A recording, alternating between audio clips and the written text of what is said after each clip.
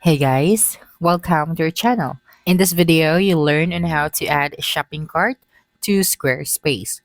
So first thing that you should do is to log into your Squarespace account. And right here, we are going to use a template. So for the type, I'm going to select online store and I'm going to use this template. So what you're going to do next is click on start with this design. And if this design doesn't have a card at the top right, all you have to do is to click on the header. Okay, so just click on the header and you'd be able to see the option. So just click on edit first and click on the header, and then just have to click on the add elements option.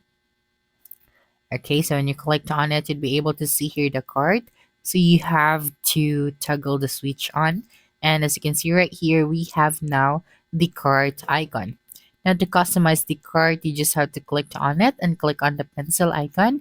And right here, we have this tile, so we can change the icon for the cart.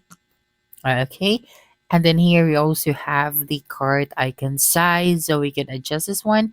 And for the border, if you'd like to add the border for the cart, then you can add this one as well. So that's it for this video. If you think this video helped you solve your concern, please subscribe, like this video, and leave your comment below. Bye.